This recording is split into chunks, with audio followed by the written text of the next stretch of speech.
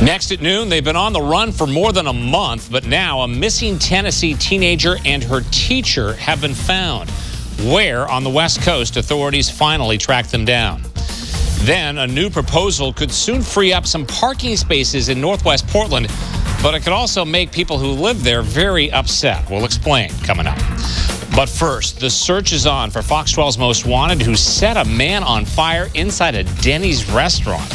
And now deputies are investigating a possible link to another attack that happened days ago. First, live, local. The noon news starts now on Fox 12 Oregon. Good afternoon, I'm Pete Ferryman. Welcome to the noon news. We begin with a deeply disturbing story out of Happy Valley. Deputies are on the hunt for Fox 12's Most Wanted, who set a stranger on fire at a Happy Valley restaurant. Let's get straight to Kendra Kent, who is there now live with the very latest. Kendra, disturbing indeed. Yeah, absolutely, Pete. And deputies, customers here at the Denny's, and even nearby business owners are really all saying the same thing after this afternoon. They're saying that this is absolutely shocking and horrifying. Now, the victim is still in critical condition at the hospital, and now deputies are wondering if this could be connected to another similar case nearby. It makes you wonder what's going through the suspect's head, like what makes the person do that to a stranger. The questions so many are asking after a horrifying attack at this Denny's in Happy Valley. You know, it's just sitting there minding his own business. A 69-year-old man was sitting at a booth here Wednesday night when deputies believe a stranger, the man in this picture, randomly attacked, pouring gasoline on him and then setting him on fire before running away. It's amazing what people do in this world these days. You know, it's beyond me. I can't wrap my head around it. The crime was caught on surveillance, and the victim is now fighting for his life at the hospital in critical condition. Yeah, just my prayers and thoughts go out to this guy's family and to him. Hopefully he has a fast recovery. Our cameras weren't allowed inside, but there's little damage to the restaurant on 82nd Avenue. We saw just a small burn mark in the booth where he was sitting. As deputies continue the manhunt, they're wondering if the suspect is a repeat offender. Across the street from Denny's, deputies are taking a fresh look at an odd case from just a couple days ago. They say someone at this theater was doused with gas on Monday, although there wasn't a fire. Investigators say they are now re-interviewing that victim, and meanwhile hoping someone out there knows this man and can help put a dangerous suspect behind bars. Yeah, I hope the police find out whoever did that, and if it's connected, I hope they catch the guy, because that's scary, serious stuff.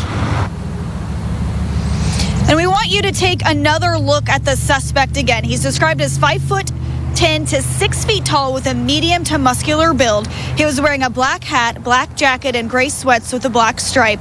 If you know this man, call the Clackamas County Sheriff's Office right away. There is a tip line you see on your screen there. That's 503-723-4949. Now, deputies say at this time they are not willing to release the victim's name yet. And Denny's did put out a statement saying they are deeply disturbed by the attack and that their thoughts and prayers are with the victim.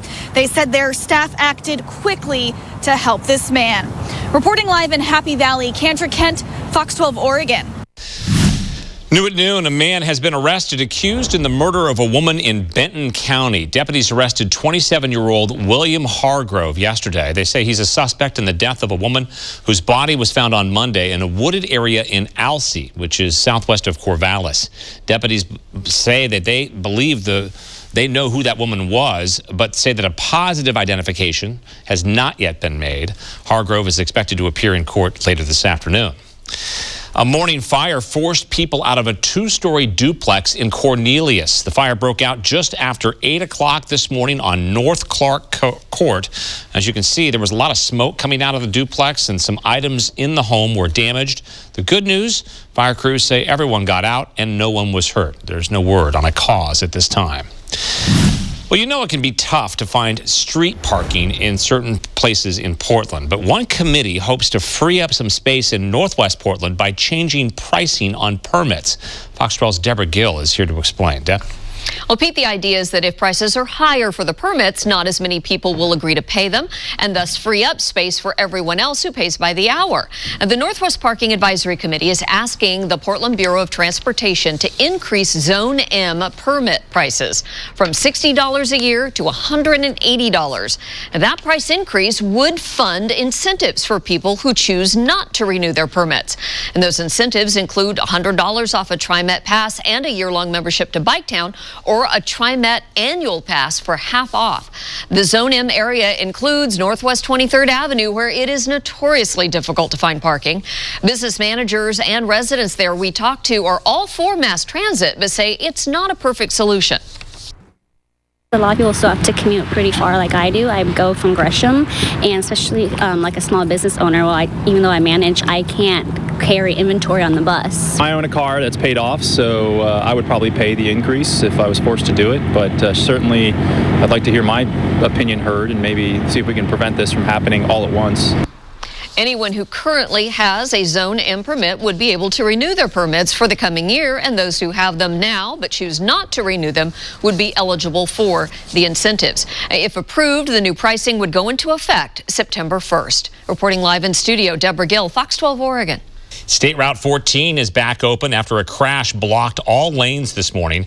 The crash happened in Vancouver at State Route 14 and I-205. Air 12 was overhead as crews cleared the scene. And take a look at how they did it.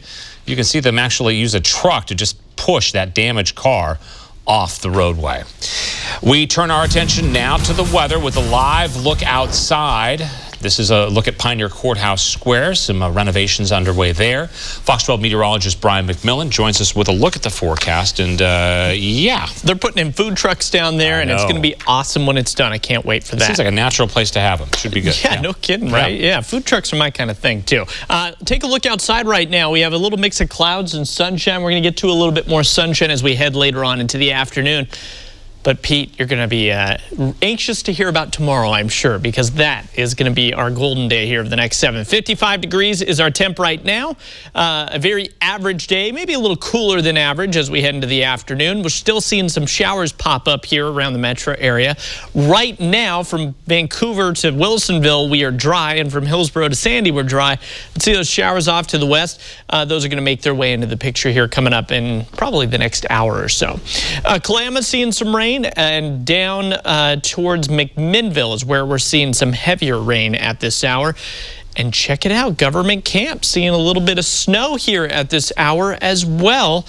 Right now, your temperatures around the metro area are hanging out in the low to mid 50s. And keep in mind, our average for today is 62. I don't think we're going to quite make it to that. But tomorrow, Pete, that's going to be our warmest day of the year so far. Things are looking better and better. We'll talk about that coming up. All right, Brian, thank you. After more than a month, authorities have found a 15-year-old Tennessee girl who disappeared with her teacher in Northern California. Elizabeth Thomas and 50-year-old Tad Cummins have been missing since March 13th. They were last seen in Oklahoma City.